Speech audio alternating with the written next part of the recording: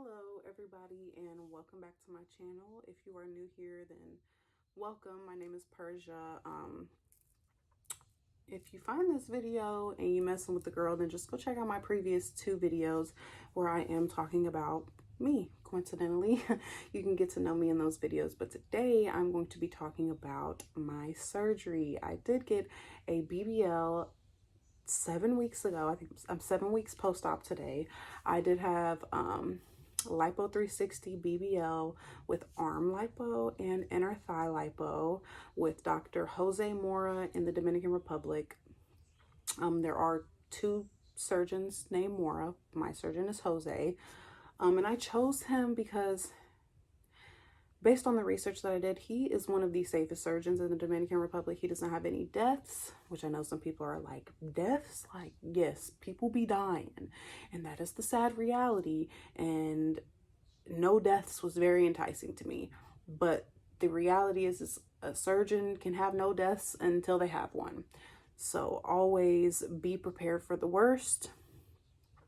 And I say that in the most concerned way possible. People do not do their research. People go out of the country and get these surgeries, and then their families are responsible for bringing their bodies back. Then they can't sue if there were any complications or malpractice because it's in another country. And that is the scariness of traveling outside of the country for surgery. You know, I don't feel like, because you're not a citizen there, I don't feel like they make you a priority. But granted, the surgery center where I had surgery has an emergency hospital in it. It's basically it's a hospital where the surgery is done at, and they keep you overnight, unlike in Miami where they just send you home the same day. We got to the Dominican Republic. We went to our pre-op. You need to be at pre-op before they even open, because when they put that paper on the door for labs and blood work, you need to be one of the first names on there. We were there for 4 hours, and we were there pretty early, but not early enough. But we were there for 4 hours. You have to see the, you have to get your blood work. You have to do an x-ray. You have to see a pulmonologist. You have to see a cardiologist. Not everybody has to see the cardiologist, but you have to see the pulmonologist and all of these things. And it is very heavy. You need to be assertive. Don't let nobody skip you in line. You know, don't get ran over, because you will be there all day. After that, you know, we did pre-op, and then we waited until surgery day. Whenever surgery came, we went to the clinic. They had us wait for the surgeon to get there, and then we went into his office and got marked up. After he marked everybody up, he sent me to go get surgery. I think I don't know if I was first. I don't know. I think I was first though, because right after I got marked up, I got sent to the 3rd floor or wherever it is that they do surgery. And then I waited a few minutes, and then they pulled me into the room and they gave me my IV, and they gave me what is the popular thing known as the blue pill, which some girls say that it knocks them out. I'm not sure how, because the blue pill is for like anxiety. It's to calm you down. So I took the blue pill, and then I waited a little bit, and then they came and put me in a wheelchair with my IV bag, and I went into the OR room, and I was standing whenever I got there, and whenever I sat down, they hooked up something to my IV, and then I felt myself getting a little loopy-loop. And I was fading. I was like, hey, I'm fading. Do you want me to lay down? She's like, yes, lay down. So I laid down, and then I don't remember anything after that until I woke up during surgery. Which to some people right now, they're looking at this screen and they're like, woke up. Yeah, I woke up during surgery. This is why you need to do your research, because in the Dominican Republic, they do not use general anesthesia. The anesthesia they use is an epidural. Whatever they put in my IV made me go to sleep, but while I was asleep, they did the epidural. And whenever I woke up during surgery, I didn't feel anything. I didn't feel any pain, and that is scary for a lot of people to wake up during surgery, but I'm not really scared of nothing. Not really, for real. So I wasn't scared. I actually thought it was kind of cool. But I woke up a few times during surgery. The second time I woke up, he said, okay, Mackenzie, I'm about to start putting fat into your butt. Do you want a big butt or a big, huge butt? And I was like, Doc, just give me a big butt. You know, I don't want no big old donkey booty. So whenever I woke up, the third time I was being wheeled out of the OR, and they put you in this room with like 10 other girls who just got out of surgery and are waiting to get into overnight rooms. And that is where, you know, some people could wake up and freak the F out, because, you know, if you're not awake whenever you get in there, you wake up and you just see all these girls in pain.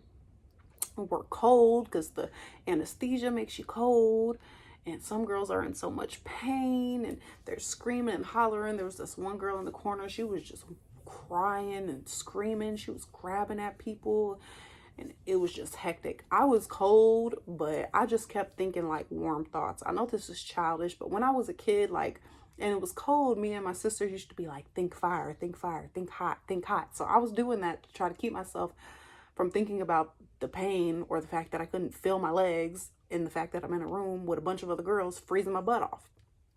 So after I got about an hour later, I got into my overnight room. My nurse was there and my surgery sister was there. Well, she wasn't there yet. She got wheeled in a few hours after because she had surgery after me. But that is where I stayed for overnight. They keep you overnight. They monitor like your iron levels. My iron levels were low. I did need a bag of blood. I didn't feel like I need one because they don't let you stand up until the anesthesia wears off.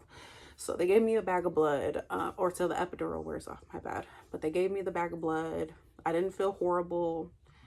You know, one day post-op, I felt fine.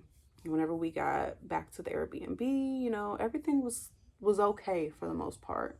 I will say around like the third and fourth day, like I was sleeping a lot, and it made me very, very stiff. I probably should have got up and moved more often. You're supposed to get up and move about an hour after surgery. I mean, every hour after surgery to prevent blood clots. So me and my surgery sister did go the Airbnb and nurse route. You can do a recovery house, but there's so many horror stories surrounding recovery houses, and I like my privacy, and I don't really like people that much. I do actually. I'm a people person, but you know, people ain't whatever. So we got the Airbnb and the nurse, and that was nice. She cooked and she cleaned and she helped us clean up, and she was a lot of help. My surgery sister did have a different procedure than I did, but for the most part, we were in pain together. And it felt good not being alone. Let's see, I stayed there for 10 days after surgery. Yeah, I think 10 days after like 11 days actually. And when I got back home, like I was fine. Like the recovery process was okay for me. Really, it was like that third week when I just wasn't feeling like better. You know, you're just feeling so down and stiff, and you can't move like you want to. You want to have more energy, but you just don't.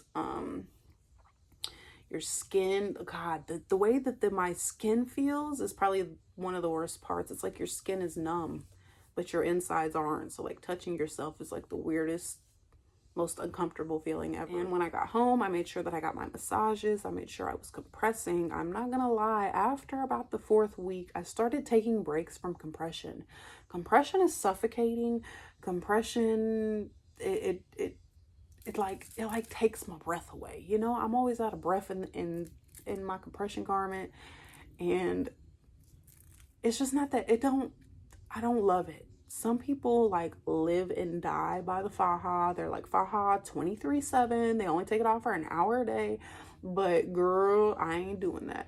Whenever I take breaks from my faja, I do substitute it with my waist trainer. I put foams in my waist trainer.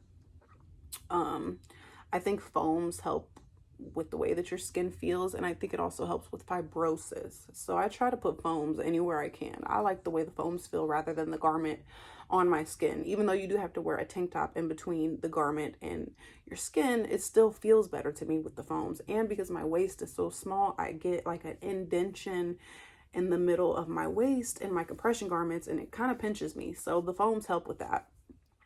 You need to be consistent with that with the compression and the massages after surgery, because your body is so moldable, you know. If you like your results and you didn't get the compression and you didn't do the compression and get the massages, then that's great. But my recommendation is to get the massages, do the compression. I love my results, but I know that if I was to stay consistent with compression for the next few months, I could love them just that much more. What else did I want to speak on? I also wanted to speak on BMI. I have decided not to disclose my BMI at the time of surgery because I was over the BMI requirement for my surgeon, and that is not recommended. Do not do what I did, okay? Lose the weight. I like I said, I love my results, but had I lost the weight, I probably could have loved them that much better. I'm still satisfied, but don't be a lazy SOB like me, okay? Do the work. It's worth it. If you are a larger doll, ooh, see, that's what I mean. I'm scratching my skin, but I can't really feel it. If you are a larger girl and you're looking to have surgery, find somebody who does work on your BMI, or if you have a surgeon that has a lower BMI and you feel like it's unattainable, you either need to do the work to get there or find another surgeon. There is a plastic surgery plus size Facebook group specifically for you. Go find it, get in it, do your research. Also, there are a ton of other Facebook groups, whether it's a general Facebook group for like the Dominican Republic or for plus size or for plastic surgery in general. Or even for your surgeon. Now, I will say be wary with Facebook groups that are for specific surgeons, because that surgeon or that surgeon's wife or that surgeon's assistant can be a moderator in this group, and they will censor the heck out of those posts. You know, anything that does not favor this surgeon, they will delete. So I actually had another surgeon picked out previously to the one that I initially decided on, and I was all in with him. I had a deposit down and everything, and then upon further research, you know, I found out that posts were being deleted out of his Facebook group and blase, and it made it easy for me to decide not to go to him, because then I started seeing all the bad things. After I decided not to go to him, here comes all the infections, the complications, the botched. That stuff is scary. So I took that surgeon completely off of my list, and that's when I found the safe surgeon that I chose. There is a surgery community on social media, and if you are getting surgery, you need, and I say this with an exclamation point at the end, you need to be in it. Instagram, you make a Instagram page specifically dedicated to surgery. Girls usually put the name of their surgeon that they decide in their username. People get very creative, but you make an Instagram page specifically for surgery, and you go and find other dolls to follow. I'm going to tag one specific page that I think was the most helpful for me during my surgery research process. I'm going to post the name of that surgery page in the comments, or in the about section. Is that what it's called? I don't know. I don't know how to do this YouTube stuff all the way yet, but I'm going to tag that page so that people can get the same exact information that was accessible to me. Everything's accessible to you via the internet, and you need to use it. If you are a male that is trying to have surgery, it's harder to get information, but it's possible. I do know that there are a lot of Ken dolls and a few Facebook groups that I'm in. If you are a woman and you are interested in following my surgery journey or joining my surgery page, please just DM me and let me know that. Don't just DM me and say, hey, because girl, you're going to sit there and get left on red. Just DM me and say, hey, I'm interested in following your surgery page, and I will send you my surgery page, where I will then accept you to follow. Let's see, what else did I want to talk about? I don't know. Oh, okay. Realistic expectations. I went into surgery with realistic expectations. The problem with a lot of girls is you know, they go into surgery looking for this big dramatic result, or, you know, they had an idea of what they wanted to look like and they didn't quite look like that, and now they need a round two. But what they didn't know is that you can't always get your desired result in one round. This is why 2 rounds is necessary for a lot of people, even if it's not desired. Me personally, surgery recovery is ghetto AF, and 0 out of 10 do not recommend. I'll never do it again. But for those of the dolls that do, girl, props to you, because what the heck, how can anybody truly ever mentally prepare for the recovery process? I don't know.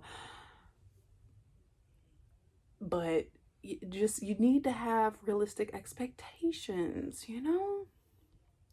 Don't ever compare yourself to somebody. That is another thing. I hate seeing dolls say, oh my God, we have the same stats. I can't wait for surgery. Girl, you can be 5'4", 180 pounds, and this other girl can be 5'4", 180 pounds, but y'all don't look nothing alike. So scratch that at your book. Even if you look alike, even if y'all look alike, y'all got the same body type, maybe y'all got the same flab on your stomach. I don't know. But don't ever compare yourself to somebody else, because you are the only you. Therefore, nobody's skin elasticity is like yours. Nobody's body is going to respond the same to surgery as yours. Everything is, there's just so many factors. I know it's easy to look at a girl who had surgery and her body type is similar to yours, but please just keep what I said in mind. It's not always going to be satisfactory. So, I also went into surgery expecting to embrace my imperfections coming out of surgery, because I knew I was not going to be perfect, but I also knew that I did not want to have a round two. So there are a few things about my surgery so far that I don't love, but they're things that I think I could deal with. I could live with it. And so far so good. You know, I feel good about my decision. I really like my body shape. I'm happy I did it. That is something else that I wanted to talk about, because I know that people are going to wonder, why did I do it? I already have those questions. Why? And it's like, why are you questioning me? I am a grown woman. But anyways, I'm an open book. I don't mind sharing. So I got surgery because there were a few things about my body that I didn't love, but did I love myself? Yes. Honey, I flaunted that fupa. I loved me before, and then I thought about the fact that I could love me more, and that was very enticing for me. Not only that, let's just be honest here. Let's be honest here for a moment. In the industry that I'm in, and if you're new here, I am an online sex worker. So in the industry that I'm in, or in general in this day and age, people love screaming, oh, we love natural bodies. Let's bring natural bodies back in. But y'all see them natural bodies and y'all don't show love like y'all do to them surgery bodies. This is a reality. It's a harsh reality. Is it sad? Maybe, but it's true. You know, natural bodies, they just don't get the love that they deserve. And if I'm in the industry that I'm in, I'm going to capitalize while I can. I am 26 years old, baby. I'm going to get this money while this money is getting got. Okay. So yes, I sucked down my gut a little bit and I put a little bit in my butt. It's still mine. You know, I just transferred my check-ins to my savings.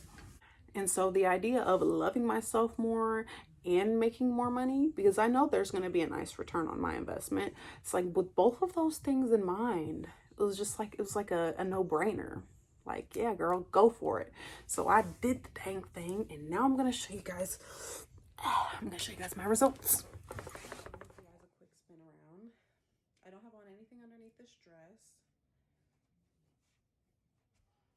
Stomach on flat, booty on, you know what?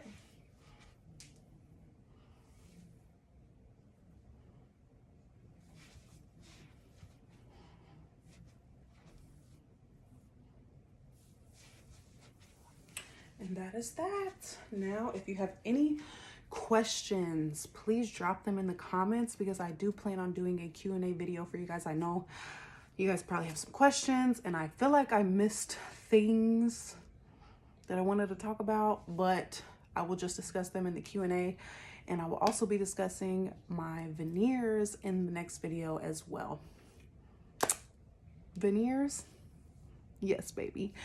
Go tell your horse teeth friends to watch my next video. Okay, bye, y'all.